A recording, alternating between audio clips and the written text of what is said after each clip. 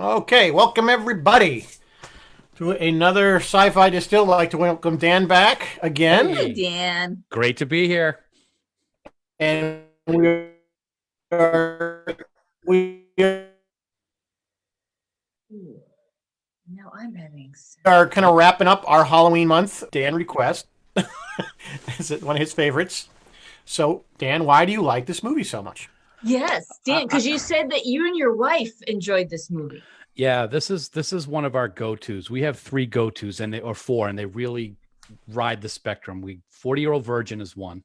So It's I a good married one. an axe murderer, Resident Evil, and Underworld. And Underworld What is a always mix. it's a weird mix, but Underworld is almost always the one that we'll go to first. It's just one that we absolutely love. A lot of people hate it. A lot of people think it's really not great.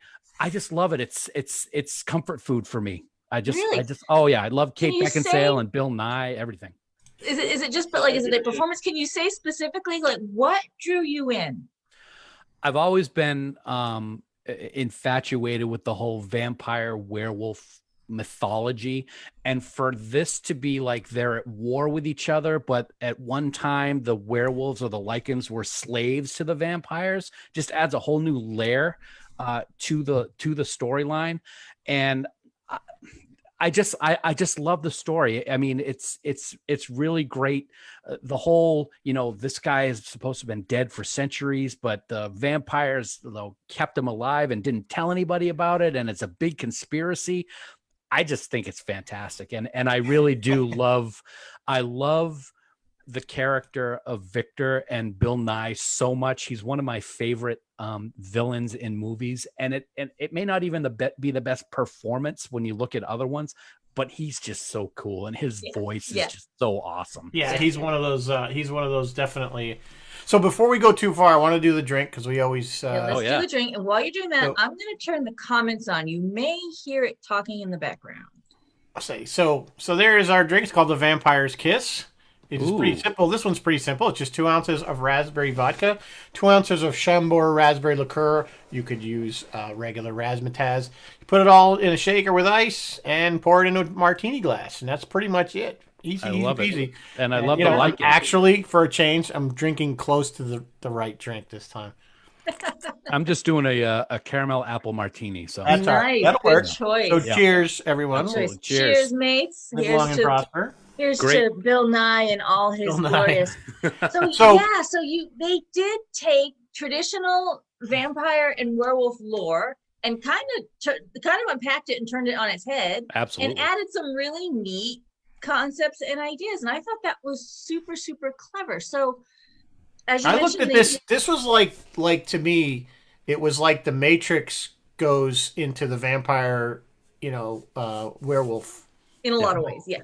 because it was kind of that, the black leather, a lot of the kind of effects of, the wire effects and stuff like that. It just had a very to me had a very Matrix vibe to it.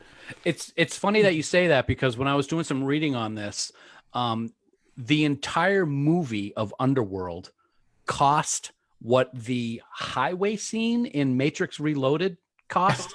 Yeah. I don't remember. I haven't seen the Matrix Reloaded in forever, probably since it came out. So I That's don't when she's remember on the the scene. motorcycle. I think she's on the back. The motorcycle on the back of the truck, Okay, and the guy makes the. you just dropped out there, Riz, but Oh, I'll And pick it she up. starts the bike, and then they start racing. oh. Sorry. That's okay. My You phone rang. sounded something That weird. must have Okay. screwed up my internet. That's probably what it was. Yeah. So that whole movie cost us was the price of that one scene, but well worth the money spent, I think, for Underworld. Absolutely. So this movie was somewhere in the neighborhood of 22 million ish, they think. Hmm. It grossed like 95 million worldwide, which is fantastic. So they knew immediately they had a hit. In fact, I read that Screen Gems had Yes. greenlit the sequel and the prequel Right. when they saw just the Canadian ticket sales. Like they Yep. didn't even wait for other ticket sales. They're just like, oh, looks And good there. Let's go for it. So and yeah. I'll tell you what, I didn't even Sue and I didn't even know about this movie when it first came out. I think I remember seeing commercials on TV for it, but my brother of all people who does not watch horror movies got in touch with me one day and said, if you guys haven't watched this movie Underworld, it's really great. Kate Beckinsale is in it, so that's probably why he liked it. But he said you got to check it out, and ever since then it's been one of our favorites, as well as the second and third one. Those are great. I don't want to even talk about the ones after it, but yeah, Underworld started it all, and it's never stopped for me. Yeah. So no, it was. Go ahead. I'm sorry. So, Mary Beth, this was a make me watch. Yes, this for was you. a make me watch. So, what was give us your initial impressions, having not ever seen it before? Okay, so I was really worried. You're always worried. Every time we do a make me watch, you're like, I don't know if I want to watch this. Every time. You were worried about Army of Darkness. I mean, I was. I thought you guys were gonna foist hardcore horror on me, and I don't really do horror. I don't do. This wasn't. I wouldn't even call this horror. No, I wouldn't call it horror either. But it was action adventure with a whole vampire theme. So I'll be honest. I was worried. I actually didn't think I was going to like it, and right when it first started. Dark and raining, and I don't know what's going on, and so I did not immediately have high hopes. But by the end of this movie, I'm like, oh God, I need to watch the sequel now. I got to go watch Awakenings or Evolution or whatever the next one is. Yeah. I'm like, I need to go check this out because I got to go find out what happens, like what goes on with her and this vampire or whatever he is. Yeah. Like now what? And Bill Nye, oh my God, you're right. He's so awesome. Did you guys see him do that? Like, he does that thing. Yeah, what is that? I love that. He was so cool in this. Yeah, he has a lot of character. Obviously he's so his whole character of his the way his acting style is it's very unique and it's very him. When you're watching Bill, do you ever notice that he does weird finger things? Yes. Like he does, and he's fighting with the werepire, and he's doing the weird finger thing. And drooling. Yeah. What are you doing? He actually reminds me of Doug Jones a lot, with Doug Jones' great physical acting. Yeah. Yes. Absolutely. That's a really astute observation. Yeah. Yes, he does put a lot of physicality, but subtle.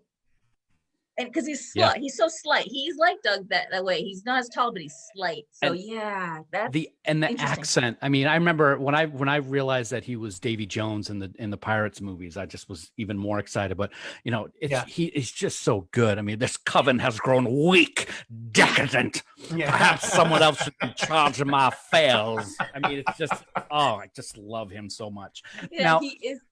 One of the things that I thought was really cool about this, and this actually stays through the entire Underworld series, and some people it drives them crazy, and I think it's great, is the blue tint throughout the entire movie. I was gonna ask about that. Like the first thing you see is blue rain. The forecast is blue rain for the next foreseeable future. Yep. And apparently it's night all the time. Yeah. Well, it's good for the vampires.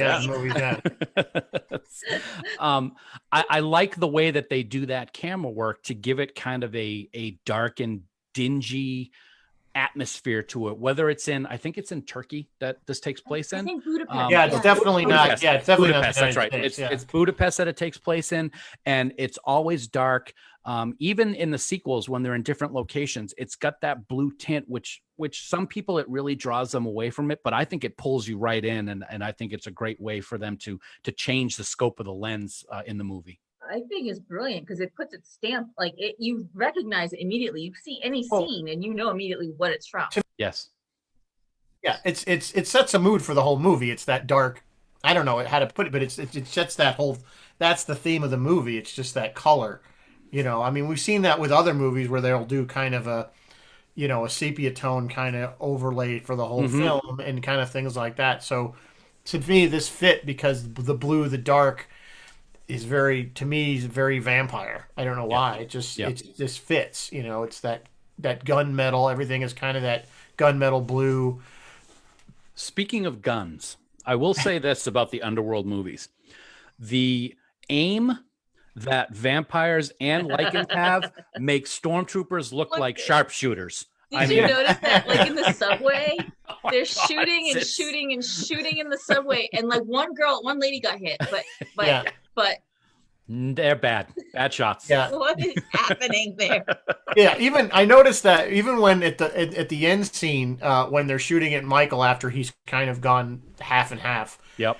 and they're like spraying that whole area with machine guns, and he gets hit like twice, 3 times. It took like 10 seconds of firing before he actually gets hit the first time. Yeah. And I'm like, man, these guys, nobody. I mean, automatic weapons generally are not very accurate, but I'm thinking with 4 guys all shooting down range at you, I figure something's got to hit more than 3 times. Yeah, absolutely. Now, MB, let me ask you this question.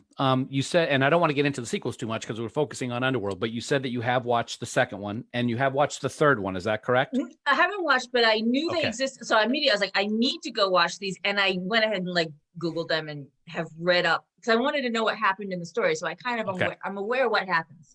Now, the reason I ask this is because Susan and I have the DVD and we've been watching the DVD forever. So that's the one we always just throw in the DVD player and blah, blah, blah. Showed up on Netflix not too long ago. So we decided to watch it on Netflix. Oh, there's like an unrated version? No, it's the same version. However, one of the things that I love is in the prequel, which is the third movie, Rona Mitra plays Sonia. Instead of, the other chick, right? Instead of the other girl whose name is, I don't have it off the top of my head. It's an interesting name. Yeah. And all through the years, if we've watched this DVD, the other actress plays Sonia and not Rona Mitra. The Netflix version, they have done a Star Wars type thing where she is in all the flashbacks as Sonia instead of the girl who played her originally, which I thought was fantastic to do in keeping the line of the movies together. Did they digitally insert her or did they refilm the scenes? I think they insert the whole scene. They either digitally inserted her or had scenes from the third movie and kind of made it look foggy and wispy so that it looked like it could have been the exact same scene. Yeah, I think that's what they did. I think they took scenes from the third movie and just inserted it into the original. Yeah. Because I know that was reading some of the... Oh. Riz has a bad connection today. Riz has bad audio. Kent was saying, is it? Really? I don't know why. That's okay. Weird. You look good. That's all right. Can you hear me now? Can you hear me now? Yeah, we can hear you now. I was reading the comments and Kent Schmidt was saying they used the blue tint to hide the day for night. Which I agree with you, Kent, but I don't think they shot this movie day for night. I think they were shooting, I could be wrong, but I think they were shooting this at night. I think they shot night for night. I think they shot night for night. Just from the few things behind the scenes stuff I saw. Man, and they went hard. Okay, where do you guys want to start? You want to start with the stunts? Do you want to start with the mad special effects / makeup / puppeteering they did with these wolves? Yeah. Like that, and I'm like, I watched the movie, I'm like, okay, yeah. Then I watched the behind the scenes and that suddenly took it to like a whole nother level of appreciation. Right. The wolves, man. I'll tell you what, Sue and I always have a discussion of what would you rather be, a vampire or a lichen / werewolf? And I got to tell you, I'll go with vampire 100 times out of 100 because that's a lot of breaking bones and a lot of pain to transform. And I'd rather just have to be able to deal with living at night than having to go through all that for the change, because that looks pretty painful. Yeah, it looked rough. They definitely took some cues from American Werewolf in London. Yes. Yeah. But not all. There also wasn't a lot of hair on the werewolves. Have you noticed that? They just had a little bit of hair like down their back, and it was mostly skin, a lot of skin. Because they had sculpted the suit to be muscular, and they wanted to show that off. They didn't want to cover it with hair. Right. Well, they didn't have to wear a suit for Ray's. That guy's ginormous. Right. That's and his voice is great. Isn't he awesome? So that's Kevin Griveau. I'm so sorry. I don't know how to pronounce his last name. Yep. But he was one of the writers and one of the producers. Mm-hmm. And he actually is tonight's All Roads Lead to Star Trek. He is tonight's connection to Star Trek because he also played a security guard in something like 12 episodes of Deep Space Nine. My God. I'm a Deep Space Nine fanatic and I didn't even know that. That's awesome. Yep. You'll see him in the episode in Next Gen where they go to Deep Space Nine, which I can't think of the name of that right off the top of my head. You see him in that, and then you just start seeing him in Deep Space Nine. Oh, okay. Yeah, the one where Picard is like the on the Renegade ship with the pirates? Yes, that I one? think Okay. so. Yeah. All right. That one Interesting. was listed by name, and then it just said uncredited Deep Space. You're probably gonna have to like. He's probably in the background a lot. Oh, So that's but awesome. he's a massive dude. Like, how do you miss him? He's Yeah. he's a great big strong muscular dude. Yeah. So yes, he got to transform. We got to see him transform twice. And when you really look at what they did, so the transformation was a combination. The actor's on stilts.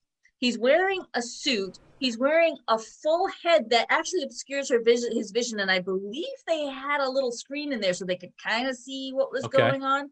And then puppeteers are working like servos on the face and the lips to make it snarl and roar and all that, and the eyes and frown and all that stuff. Oh my God, they looked awesome. Yeah. They still hold up today. They look incredible. Like the wolves, I'll give them 2 enthusiastic thumbs up for those wolves. They look really today they would just CGI. It would be a guy in a green suit. Well, exactly. And what I was gonna say is the Lycans in this one and in the second one are so great because I think they do CGI most of them in episodes 4 and 5, and I don't even remember if there's a 6 or not, but and you can tell the difference between the CGI versions and the puppet ones, which are just fantastic. And speaking of other cast members, this was one of Michael Sheen's first films, wasn't it? I mean, this is really before he became a superstar. Yes, and was that not a standout performance? Because I gotta be honest, I hadn't seen it. I only knew him from other stuff. I had most recently seen him in Good Omens, which is comedic. Right. Like I only know him from like lightweight, fluffy comedic stuff, and then here he is, and he's like, oh, yeah.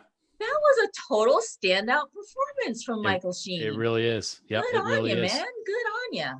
And that was awesome. I haven't read a lot of articles about, what all of the cast feel about the roles they played. I'd love to find out if he thinks that this is something that he really appreciates, because you do have some actors that say, oh, I wish I'd never done that. That was a dud. But I'd really like to see what he thinks about this one.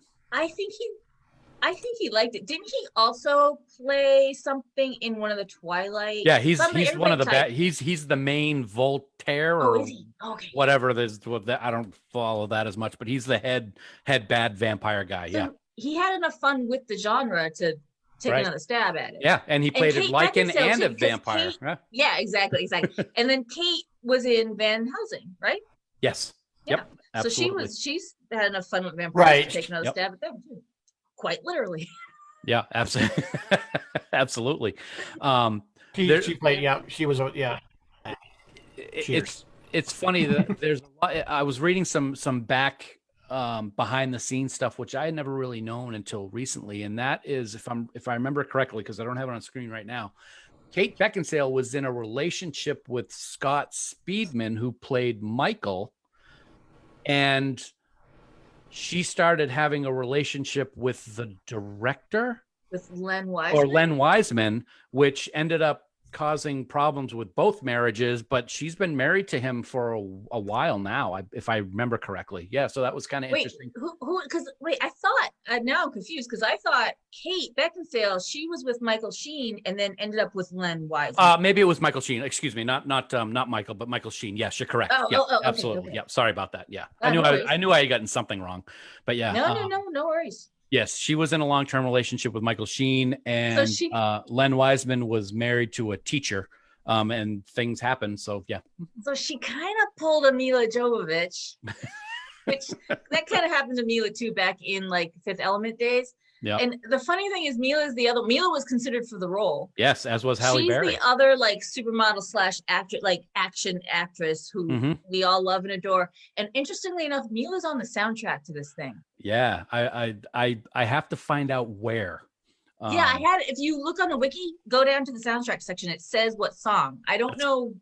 That's kind of interesting. Yeah, that's really interesting. Because that's funny because she was up for the role. Yeah.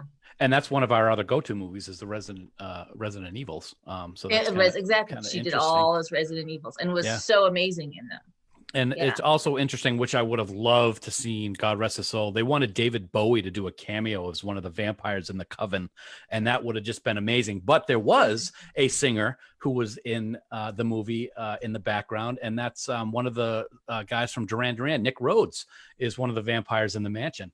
Is he really? Oh, I Yeah. gotta go back and look for him. Yeah. Because the mansion was like everybody looking so cool with their drinks and hanging out. It looked like a Vogue shoot. Like it just looked like, Yeah.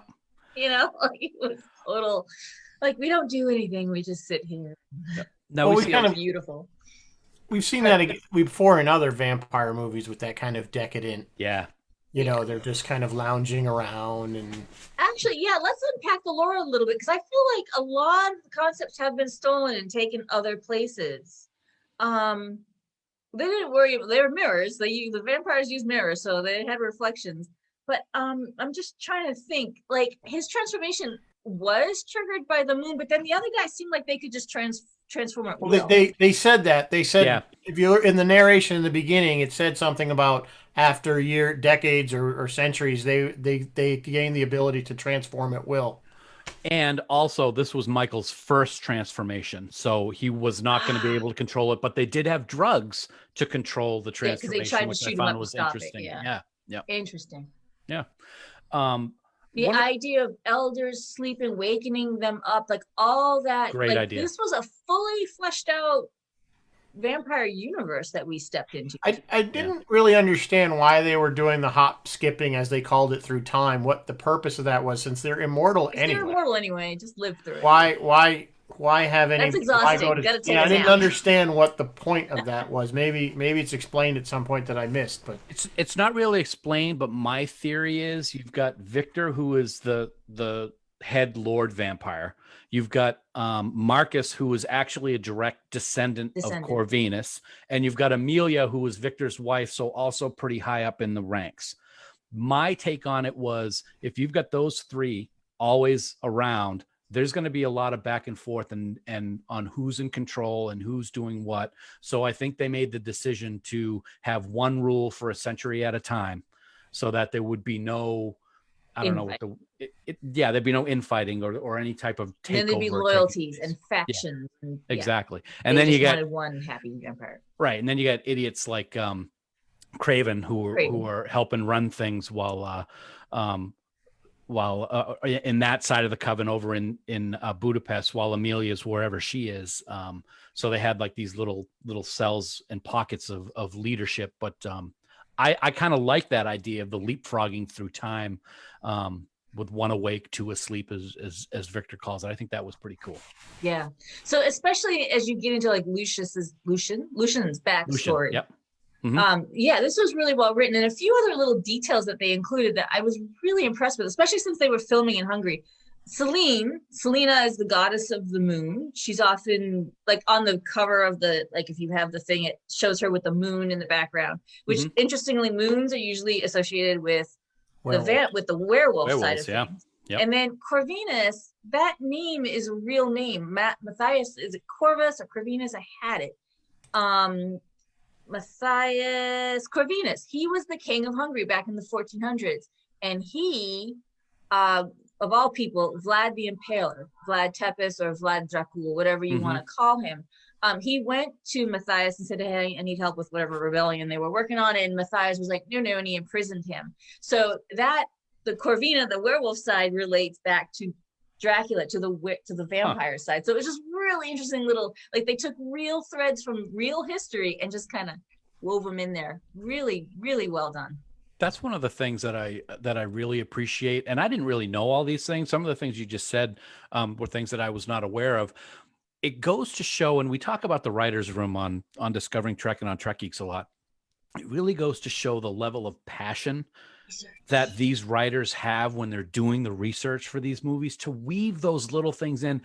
For the most part, nobody's going to understand that they did that. But for the people that really love it and dig in like you did, Mary Beth, really shows the love that these people have for their craft. And it makes me love the movie even more. Yeah. Oh, yes, absolutely. I completely agree with you. It makes me much more appreciative. Like when you just see all these little things in there. And you know what? My hat's off to the writers, who is one of them, Kevin Greville. Marina said it. Marina, write his name. Marina, if you know how to pronounce it, could you write that like in phonetics for me? I think it's Greville, but I'm not sure. He was the one who wrote a lot of it and went on to write the comics. So after the movies ended, he started writing a series of comics. and that's him doing that. But he said he wanted this to be Romeo and Juliet, but with a vampire and a werewolf. Yeah. And so that was his base. I think it works. I like it. Brilliant. Yeah. It's really brilliant. I did think that she Oh, we lost him again. Just for sound again. We'll get you back in like 3. And now he's getting frustrated. 1. There we go. You're back. I don't know what's going on. I'm like ready to rip my router out of the wall. Yeah, no, I just thought that relationship developed very quickly. She went from this guy's just a piece of human meat. Why are they chasing him? To kissing him. I thought that was very fast. You throw a little Deus Ex Machina. So Yeah.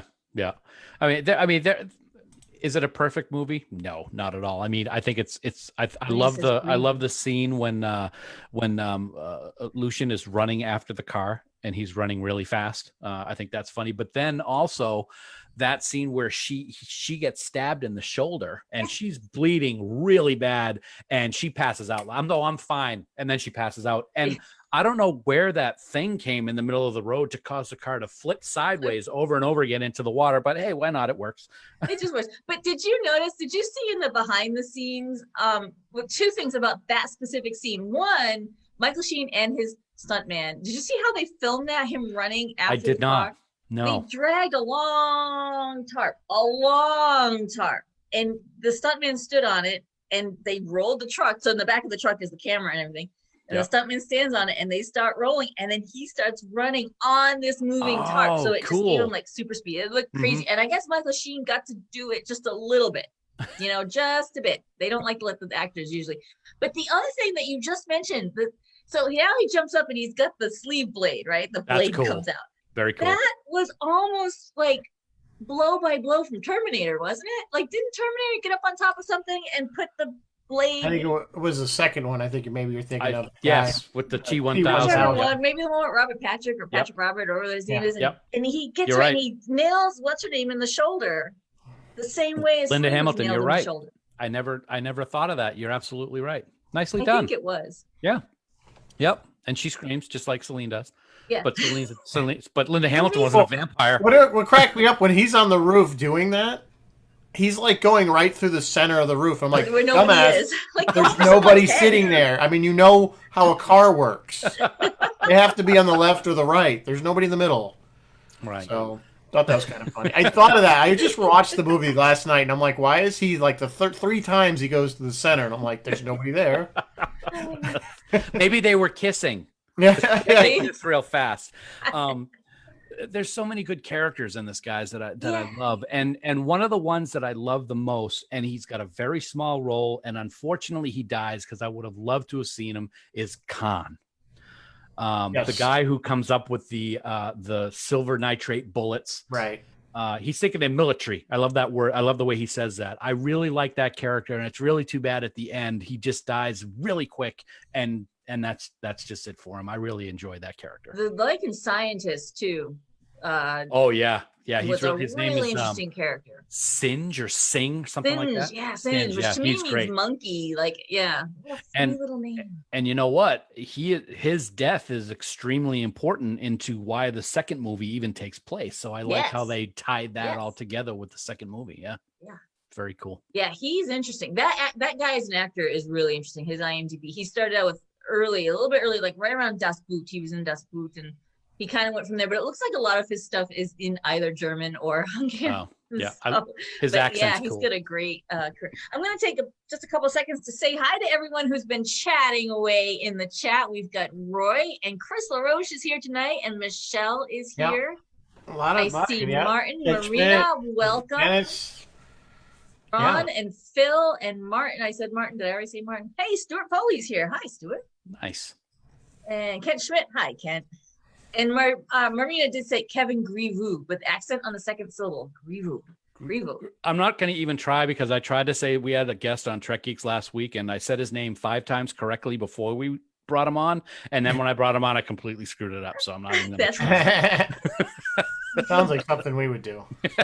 So yeah, keep up the chat. You guys are adding in a lot of good. You guys knew a bunch of stuff that we hadn't even got to. I think Marina mentioned there was a lawsuit associated with this because another writer was like, "Hey, you took my interesting ideas." Yeah. That's wow. That's And too saying bad. they got jaded and lackadaisical. Who can't, the werewolves or the vampires? They got jaded and lackadaisical about their power. Maybe they did.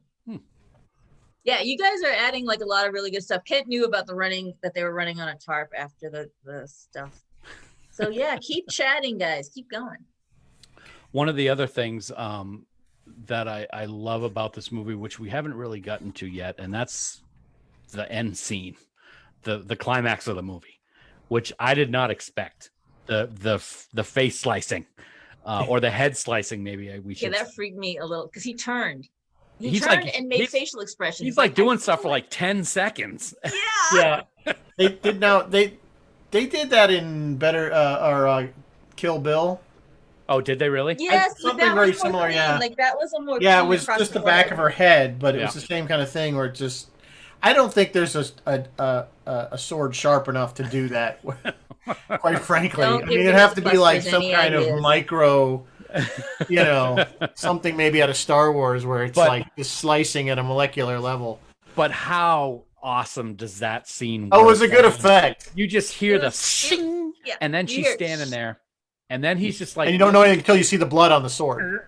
yeah, and then the Yeah. way it slides, and you can even see if you watch it in slow motion, because I'm disgusting and I've done it. You can see the The brain. ring where They yeah, bothered wrong. to put brain in. Yeah. It's just great stuff. And that's another thing that is too bad. We talked about Khan dying just a minute ago, just a minimal character in the movie. They do bring him back, of course, in the second one, which is awesome. And they bring him back in the prequel, of course, which is great. That character dying at the end, as much as it needed to happen for the movie to wrap up, I would have loved to have seen him continue on. And Completely especially agree. Amelia as Completely well. agree. She's in, Because of she's the in two- first one for like 2 seconds.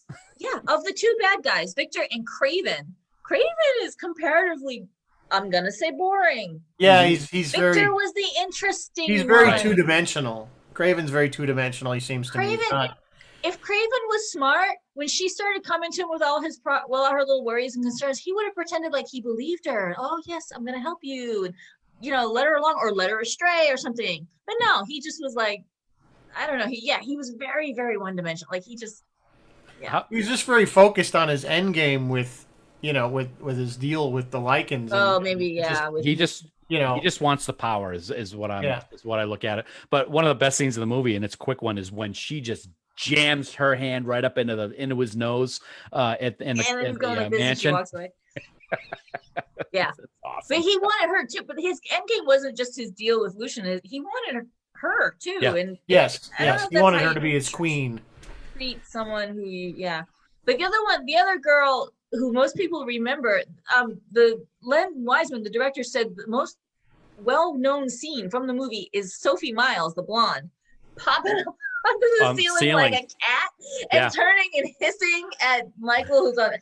And they're like, oh, everybody remembers that scene. Yep. She's up there. And you can't help but feel kind of bad for her. I mean, she's doing everything right. She's following Craven's rules because she wants to be with him, and she is nothing but a servant or a low level. I don't even want to bother with you and lead. Unless I Well, need something. she's an opportunist too, though. She is. Yeah. Oh, absolutely. Yeah. You know, it's, Yeah. In a lot of ways, because like at least Celine showed some concern for what she thought was a human. She didn't know Michael was Lycan or whatever he was. She thought he was human, so at least she showed some concern. The rest of the vampires were all pretty self-serving, and they Yes. don't really seem to care. which again is kind of a theme with vampires that we always see, that they're kind of Mhm. very arrogant and Yeah, that's true. selfish Sophie- and self-absorbed. Sophie, interestingly, went on to play Beth in the series Moonlight, which was another vampire TV series, Oh, where she played a human that fell in love with a vampire. But most people know her better as Madame de Pompadour from the Doctor Who episode, The Girl okay. in the Fireplace. So. Girl in the Fireplace, right? there are some other great actors in this movie. Of course, Wentworth Miller. Yeah, Wentworth shows up very, for like very 2 seconds. young Wentworth Miller. And I enjoyed, of course, being a fan of Flash and everything like that. I loved seeing him in this movie. So there's a lot of good names in the movie and a lot of good performances that people I don't think enough people have seen this movie to appreciate what some of these actors that we know in other shows have done Yeah, I for the agree. genre. Yeah. It's a funny little sleeper hit. Like it was a hit. they knew they had a hit on their hands, and they, like I said, Screen Gems greenlit the prequel and the sequel. Yeah. But no one's seen it. It doesn't. Yeah, if you say Twilight, oh god. Yeah, again, Twilight I think the vampire craze was kind of was climbing then. We had kind of vampire craze, then we had then it went to zombies. I don't know what it is now, but so now it's whatever. Because we had True Blood came out shortly after this. Yeah, True Blood. And that was really popular on HBO. So I think they were riding that wave of and you had Twilight, which are just bad, but sorry if you're a fan of Twilight. But I mean, they were just kind of going off on that, Hollywood, the studios do that, once they hit something. Now it's superheroes, we got pounded with superhero films for quite a while. So I think it was just the genre was peaking. So I think that clearly helped the popularity of the film. I love seeing the fact that they greenlit those two other movies just based on ticket sales in Canada, because when you look at like Rotten Tomatoes, it got like 38% or something like that. It did really bad in the ratings and did not get good reviews from the people that, back in the day did a lot of movie reviews. But, it's like I've always said, that when the critics hate the movies, they're usually the best movies. That's how I've always looked at it. Yeah, I mean, I generally don't use critics as a divining rod for what's a good and a bad movie. I agree.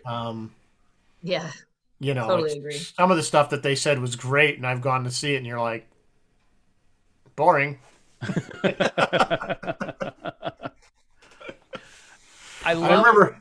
No, I won't go into that story. It's boring. So, but I mean, it's just there was a movie that's very popular that you remember when Heat came out in the '90s with De Niro and. Oh, I thought you were gonna say Titanic or something. No, we went and saw it, and you're thinking, okay, it's got De Niro and Al Pacino going to be in a scene together for the first time. Such a bad movie. And it was just, the movie should have ended at the big battle in the street. Because we were like, okay, that's the end of the movie, and then it went on for another hour. Sorry, which movie was this? Heat. Oh, Heat. It was like 94, I want to say, somewhere in there. It was right around there. Anyway, I don't want to derail this, but I mean, we were sitting in the theater. That was probably the movie. I was like, what the hell was that? I see. Yeah, Martin's talking about The Girl in the Fireplace, and Chris LaRoche said Victor was in that Doctor Who episode. Yeah. Bill Nye showed up in the Van Gogh episode. Okay. As the museum curator or whatever. Yeah. Everyone in Britain has had a turn on Doctor Who. If it's a British movie or in any way connected, all roads will lead to Doctor Who. Like there's no. Well, yeah, he's around so much. Well, I think in England that's a big thing to be as an actor, to be in a Doctor Who. It's so popular over there. Maybe. I think they all seek it out. And of course, I think a lot of people recognize Bill Nye from Love Actually, which he just, oh my God, he's so good in that movie as well. Don't forget Shaun of the Dead. We just did Shaun of the Dead, and he's amazing in that. He's amazing in everything. Like he's Bill Nye, just being Bill Nye. But did you see the making of? They show him. They put him in a full body cast to sculpt the desiccated look. Mm-hmm. And he was hilarious. Like he was actually goofing up. Like to me, I'm always slightly afraid of Bill Nye. Like whenever I see him, I think he's always gonna be a little bit mean, a little bit scary. And he was positively goofing off with the special effects guys. And I was like, oh my God, look, it's Bill Nye being silly and giddy. That's like a completely different side of the man. Well, he always does play everything very deadpan and very. Yeah, he plays everything very serious. Very serious. What, Envy, what's your favorite scene of the movie? Oh, that's an amazing question because there's a lot of them. Not really the shoot 'em ups. Mm-hmm. Not really. Yeah, God. I opened strong, even though I didn't know what the heck was going on. I'm okay with a good dark, brood over the city in the rain shot in my long black trench. I'm okay with that. I also enjoy looking over at the other person and exchanging looks before we both take action and go do something. That's kind of fun. But my favorite scene, the exposition. waking up Victor and seeing all the mechanics and seeing the detail that they put into the set. They all had their V and M and A carved into the floor. Mm-hmm. And when it came up and the whole thing rotated this way and you had to get the blood in the mouth. Fantastic. Like that kind of stuff. I say that was my favorite. I appreciate that. I appreciate that they thought that through and the set artists and the set deck people, you know, went to town on that. I thought that was great. Yeah. Rizzo, what about you, buddy? Gosh, I don't know. It's hard to say. Anything where you see Kate Beckinsale in her outfit is probably my favorite scene. Certainly, I have to admit, that's one of the reasons I really enjoy this movie. Yeah. She is great. Did they ever say, why did her eyes change color? I think when she's excited for the kill, her eyes change, or it could just be when she's excited, because in the second movie, when, spoiler alert, everybody, if you haven't seen it yet, in the second movie, when she hooks up with Michael, at one point she turns her head to the side and her eyes are blue again. So I think it's just an emotion or an excitement type Interesting. reaction. I noticed that right in the very beginning when she shot whoever. Yes. Yep. Yeah. When she steps on him and just shoots like 3 or 4 times. Yeah. Of course, the head slice is one of my favorite, but any scene where Victor is talking, especially when he's dressing down Craven, I love. But one of my favorite scenes, it's so quick, and it's one of my wife's favorite scenes too, is when Celine drops from the tower at the very beginning and she just lands and just bops right up and starts walking. It's like all one motion. She does it twice, actually. Yep. She comes down and it's like she lands and walks almost instantly. There's no, I love it. You know, there's no impact, like this. It's just like she kind of kicks her leg out and starts to walk. You know, they practice that like 100 times to get it just right. And they showed that she actually did come down from a ways too. Wow. Because she didn't make the whole jump. They used a stunt woman for way up, but then she came down from just a decent way. I don't think I could have landed from what she landed from and walked. I would have had to landed and then composed and then walked. Where did you see all these behind the scenes stuff? Because I have the DVD and I don't have it. Just online? Go on the U of Tube and just type in Underworld. I know what I'm doing tonight. Yeah, there's gazillions of them. Yeah. Okay. It shows them doing that scene. It shows them doing the running behind the truck. It shows Sophie Myles saying how afraid of Bill Nye she was. It's terrified of him. That was what you talk about. We were talking about before he's fully reconstituted, because I think of him as freeze dried. Yeah. Because they add blood, and he like puffs back up. When he's walking around, but he's got all the tubes. It kind of reminded me of. Oh, what did it remind him of? We lost him just as he was about to say it. We'll never know because the sound is gone. We'll wait till he comes back. Like the Pinhead guy from. Oh, okay. Hello? Oh, Pinhead. Did he have tubes? Pinhead. Yeah, Pinhead. Did he have tubes? Well, no, but it just was kind of, I don't know why it reminded me of that, but it just. Yeah. What were they called? The Xenobites? Is that what they were called in Hellraiser? I forget what they were called. I don't remember. That's a creepy movie. That's a creepy movie. We won't make you watch that one. Yeah, if you don't like the horror ones, Mary Beth, I don't think you'd like that one too much. That one's got a lot of gross stuff. That was one of the best things back. I went to years and years ago. I went to Halloween Horror Nights at Universal. I used to live in Florida, so we used to go out there. And that was, if you've never been, I don't know if they still do it, but it was amazing. No. And they had a guy dressed up as Pinhead, and he's just standing on the corner, in the park, completely still. You'd swear he was a statue. Wow. And then you're kind of doing this, and you're looking at him, and he'll just move. It was freaky. The only reason I would say you would want to watch it, Mary Beth, is because Andrew Robinson is one of the stars of it, and he's fantastic. And if you love Garrick, it's one of the movies that you have to see. But interesting, okay, man, he always plays interesting characters, huh? It's a trippy movie. Even I don't mind horror. That movie sometimes freaks me out a little bit. Really? Mm-hmm. Wow. Yep. Yeah, that one's not really that's a horror movie. Yeah, total tangent, but in one scene he gets his hand like right here caught on a nail, and it just shows it just scraping across. Yeah. Although, who was it? Somebody super scared. Who did we do recently that was terrifying? Rizzo. Was it Bill Nye? Terrifying in what? I don't know. What did we do recently that had blood and guts? I guess Shaun of the Dead. Somebody recently, I'll think of who it was. I feel like it might have been Bill Nye, said, a pound of latex and a quart of fake blood, not scary. The look in a man's eye, the psychology of a man who has decided to kill, terrifying. Which is Andrew Robinson in Dirty Harry, Really? I would say. Yes. The Interesting. first and when we had him on Trek Geeks as a guest, which was such an honor, he talks about that. And he was the first psychopath to be played in a big movie. And he totally sells it because he is nuts in that. Interesting. Wicked tangent from Underworld, but okay. Does he bring any of Welcome that? to Sci-Fi Does he Distilled, bring any folks. of it to...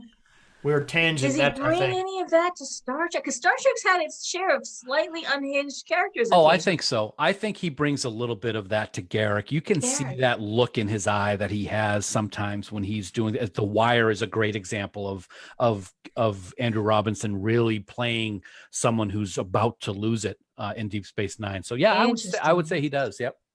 I just remember it was Tim Curry, and the reason why I thought of it because I was researching Tim Curry because we did Clue, and I was researching when he did It, which was really, really scary. And he also did Legend. Like he did stuff with makeup. And he said, pound of latex and a quart of fake blood, not scary. It's the psycho. Yeah.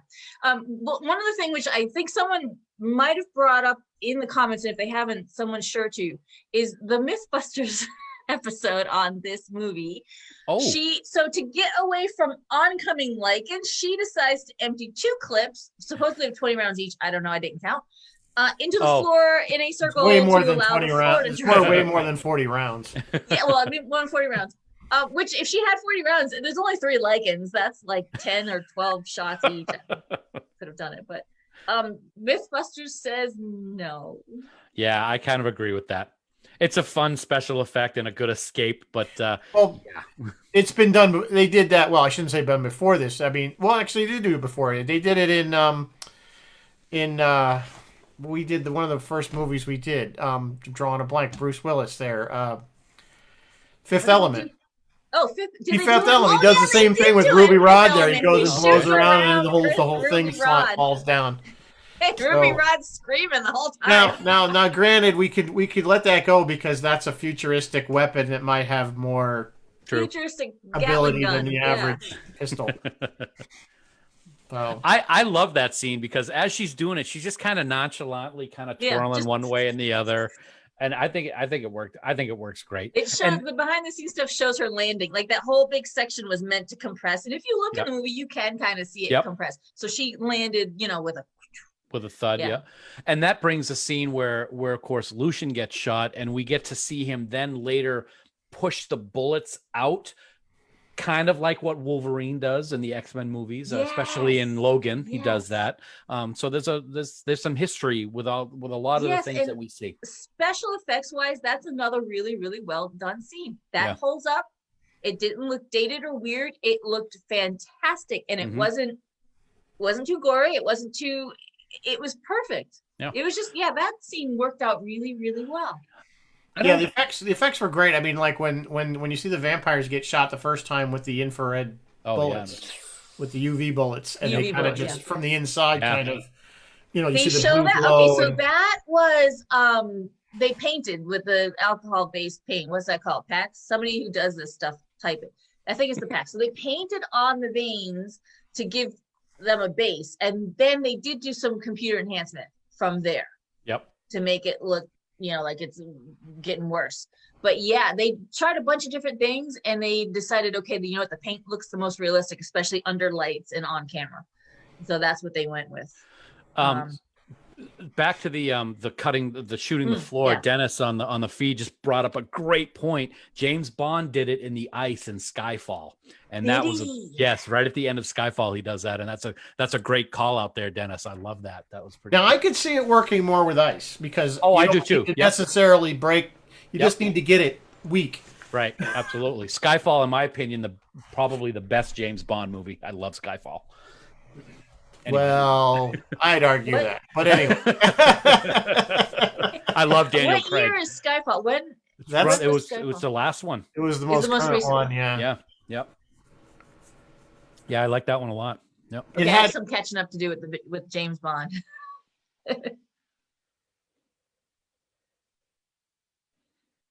We're just waiting for Riz to catch up. Waiting for Rizzo to talk. At least it had the Aston Martin in it. Was that?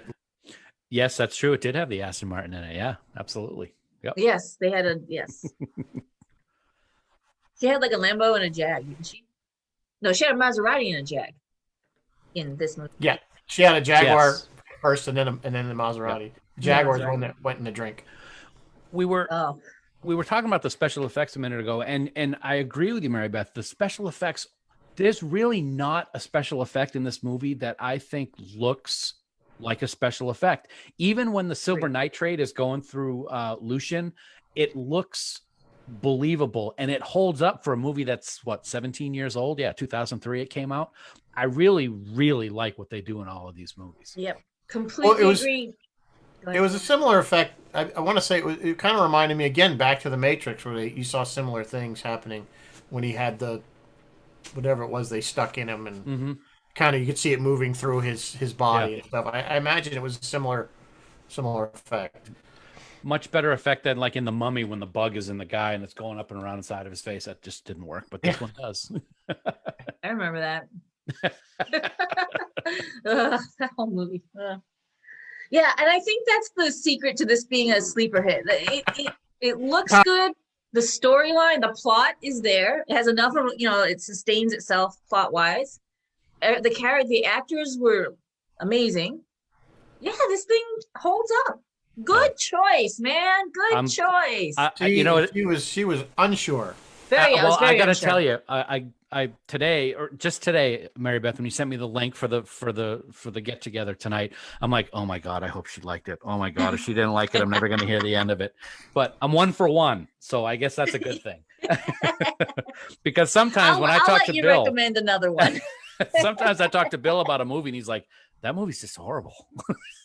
Everybody has different tastes. I saw him tweet about some other horror, and I was like, oh, I thought he didn't do horror, but I guess someone's trying to talk him into watching it. Yeah, he's watching the entire Halloween series, starting with the original, going up through Halloween I don't know that I could 7, which is Resurrection, and then doing the Rob Zombie reboots, which in my opinion, the first Rob Zombie reboot is one of the best Halloween movies ever made. Is it really? No, wait, Halloween's the one with Jamie Lee Curtis, right? Correct. Yep. Okay. All right. Yep. Well, Yes. okay. Yep. I could see maybe with some the of them Captain being Kirk, kind of the Shatner mask inside out. The Shatner mask, absolutely. Star Trek is in horror movies now. That's awesome. When was it not? It's everywhere. Hey, we should talk about Friday before it gets too far into the. We should talk about Friday before it gets too far. Friday night. So we do the sci-fi of the 80s, 90s, and beyond. But on Fridays and Sundays, our friend Roy does the sci-fi of the 50s, 60s, and 70s on Roy's Tie-Dye Sci-Fi. And this Friday, he's doing Young Frankenstein. Frau Blucher. With Frau Blucher and with Rizzo and I as his special guests. So we one of my favorite movies of all time. Show. Yep. We'll be over there on Roy's show talking some Young Frankenstein, and immediately after, or actually for us during, because I'll have to wear my costume through the whole thing, but immediately after, everyone is going to come onto the Zoom with us, and we're going to have a costume party. Awesome. So if you want to put on a costume and you want to join us on the Zoom, you've got to click going. Go over to Roy's Tie-Dye Sci-Fi, click going on his event announcement. And he'll send you the link. I have a confession to make. Yeah. I've never seen Young Frankenstein.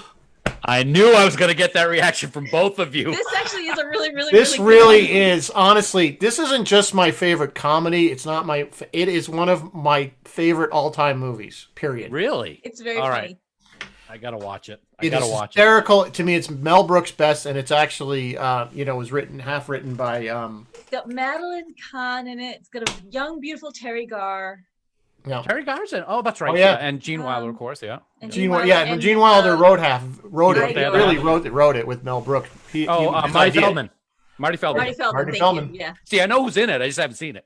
Yeah, it's even a great Marina's movie. Like, no, Dan, Dennis Chevalier. Oh my God! Hey, look, you sorry. Him in the comments. Hey, you know what? Mary, now you have homework, Underworld, Dan. So give me a break. Dan, you have homework. Okay. So watch Young Frankenstein. See, that's a homework assignment that I don't mind. Just so you guys know, on Sunday, Roy does his show on Friday and Sunday. Sunday, he's doing The Day the Earth Stood Still. Another really super hopefully not the remake. No. He's doing the original because he does sci-fi of the 50s, 60s, and 70s. So you guys, if you want to see No. some really great classic stuff, please check out Roy's Tie-Dye Sci-Fi. Go find that. It's over there on Facebook. And what do we have next week? Remind me, because I can't keep track. Next week we're doing something cool and fun and different. What is it? She went underwater. We're doing Mandalorian. What now? Mandalorian. Oh, Mandalorian. That's right. Oh, nice. And with Sean O'Halloran is Sean going to join O'Halloran. us. Sean O'Halloran's going to join us for the Mandalorian. Good old Sean. Since that's airing Friday. Yes. For season 2, so we thought we'd do it. Trying to maybe do some. We should tell you right off the bat, right now, Dan. We are going to take a little peeky at Lower Decks. Just one night, we'll do Lower Decks, but we're not going to attack it and unpack it the way you guys do. I know the Trek geeks have analyzed it from every single conceivable facet and angle. Yes. We're just going to look at it once. Just look at it once, and what I will say is Mike McMahon and his team are geniuses. Yes, a lot of people don't like it. A lot of people don't think it's Star Trek because it's got humor and it's just things that aren't Starfleet in it.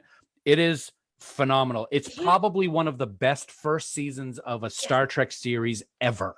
I completely agree. And when people say that's not Trek, I say you must not really know Trek, because you have to know Trek inside out and backwards to get all the little Easter eggs and callbacks and references.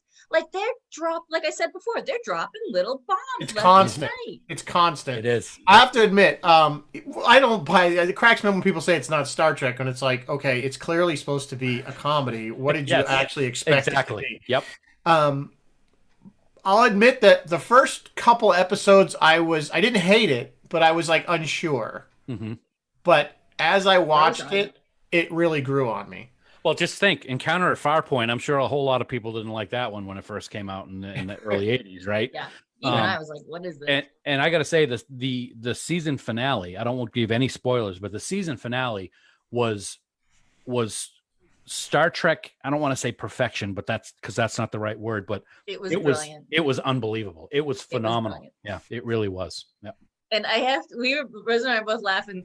The other ship, the first ship you see, the captain's name is Dayton. And I wanted to shoot Dayton Ward a message congrats on your ship. I'm sorry. Sorry you died. Yeah, sorry you died. And sorry you were a woman. Killed. And you're a woman. Sorry you're a woman and you died. Sorry the Packlins got it. If anybody's going to kill Dayton, it's going to be a Packlin. And I was like, I'm sure it might have been his idea. You never know. He probably would have got the joke. I should have sent the message. But as soon as I heard... No, now she froze. Oh, she's Captain Dayton. I was like, it's a bad internet. Gremlins in the internet tonight. Well, it's almost Halloween. Oh, right? I froze. Sorry. That's okay. Am I back? Am I moving? You are Oh. back and looking wonderful. There you go. Oh, final thoughts. We're almost at 8:00. Yes. Let's wrap. Final thoughts on Underworld. Mary Beth, go. 2 enthusiastic thumbs up. You don't have to love werewolves and vampires, but you got to appreciate the storytelling and the time they took to craft a whole believable full world for these characters. Yeah, absolutely. I agree. It's one of our favorite movies. And like I said, it's a go-to. We never get bored of it. Every scene, no matter how many times I've seen it, is enjoyable to watch. Mm-hmm. And it pulls that lore in and does it and spins it in a new way that really makes it modern, and it works brilliantly for me. I agree. One of the things I like about the movie is that they fleshed out the whole world, and they do it very quickly. You get what's going on explained very quickly, the whole war and why it started, and the overall look of the movie. Am I freezing again? Nope. Oh, okay. Wait, no, she's looking. She's laughing at me. That's what I was wondering. Because you were gone, but now you're back. So so I lost my train of thought. But anyway, it was that whole the way the world building and the storyline, and it moves along. There's no dead spots in it. So that's what And interestingly enough, when you think about it, the entire war between the Lycans and the vampires is all because of the love between Lucian and Sonya. That's amazing. It was almost like a Romeo and Juliet kind of a thing, which we kind of see in the prequel. Yep. All right. On that note, we'll wrap it up. Dan, thanks again. You're always welcome to come back anytime. Love being here. Anytime you want me, I'm here. All right. Well, we'll back. take you up on that. And of course, join us, guys, Friday for Roy's Sci-Fi Tie-Dye Corner. Yep. We're Young Frankenstein, We're and then next week for guys, Mandalorian. I'm really looking forward to that, and we're gonna have a new guest that we haven't had, Sean O'Halloran, out of Las Vegas. You guys. Yes. So he's gonna get out of work early or something. I don't know. Give that guy a nice big juicy kiss from me, because Sean's a character for sure. Mm-hmm. All right, guys. Live long and prosper. Take care, everybody. And everybody stay safe. Don't forget to vote next week. Yes, Yes. absolutely. All right. Good night.